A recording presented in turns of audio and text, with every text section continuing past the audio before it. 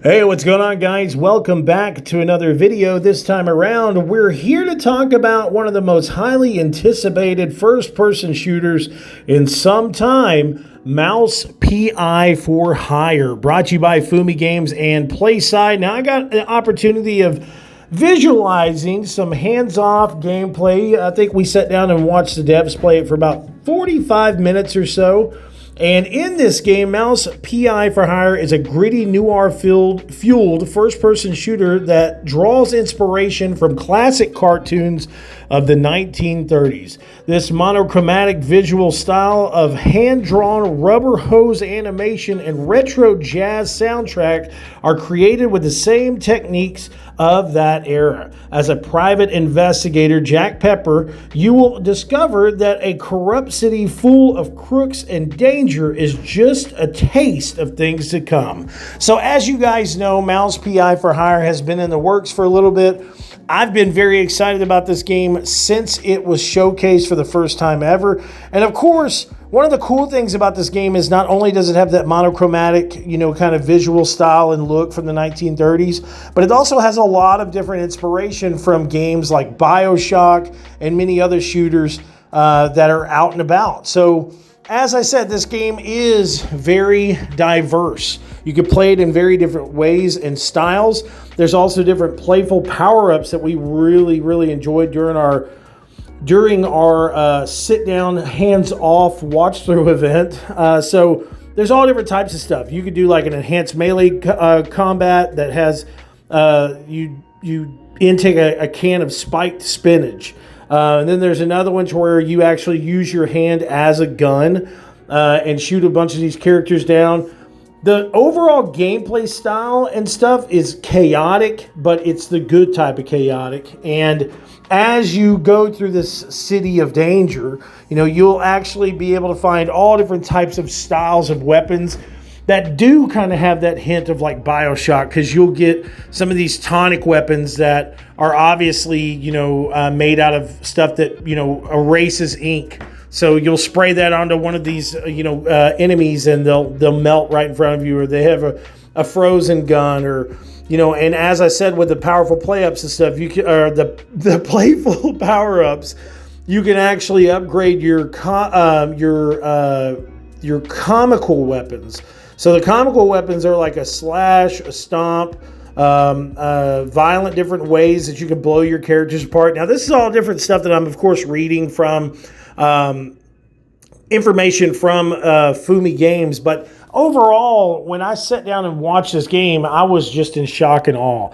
The gameplay is very smooth, and of course, the animation styles are really cool. But sometimes whenever games like this come out, you kind of have a tendency of like, okay, well, it's on the rails. Like, we have to do it this certain way or this certain way. But in this game, there's actually many different ways you can traverse a lot of these levels. And the way that they have it set up is, as you are traversing these levels, depending on your play style, you can either go in there and, say you walk up to a club and there's a mouse security guard there. You could either, pay him off and get a key to unlock this door, or you could find a different way in, like going through a grate, and then you may find different power-ups, different coins that you can use to upgrade your weapons. So it's very much like any other first-person shooter, action, adventure style game. But with that said, it has this noir, monochromatic visual style and all this old school retrofitted music. So that's something else that I asked the dev team about.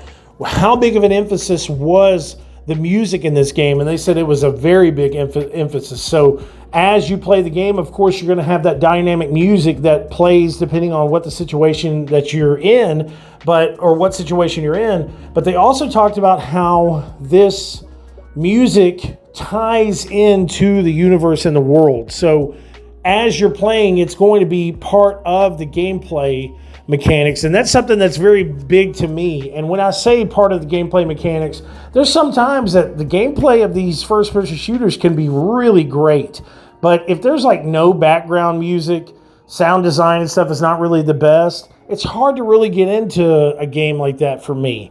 I need something that is going to engulf me into this universe, engulf me into this world, and the style of gameplay. So, of course, with this game being set in like the 1930s and stuff, I need some big retro jazz. You know what I'm saying? I need some big band stuff, some Glenn Miller or something. I don't know. I need something that's really pulling me in. And that's exactly what Fumi Games has done with this game. They didn't just build a crazy, kind of wacky, let's draw a game and have some fun with it and say it's different. They built an entire world that was based in this crazy universe. And then, of course, not only to make it something to be excited about, but now we can be even more excited for this game, that since they announced that Troy Baker is actually going to voice the main character, Jack Pepper, which is awesome. That just shows you that when he got offered it, he was just head over heels for this character, because Troy is not one of those voice actors that's just going to throw his voice at everything.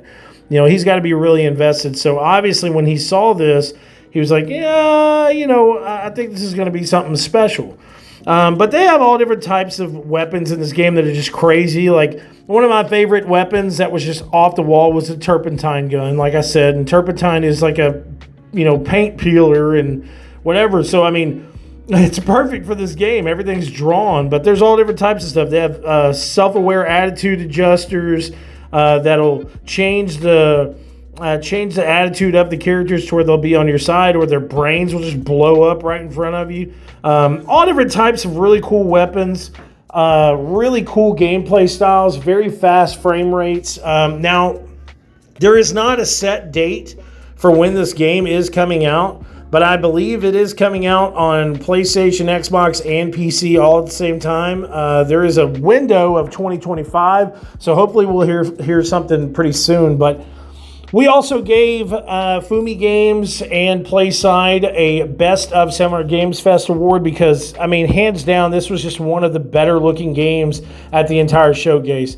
As I said in one of my previous videos, there was only so many games that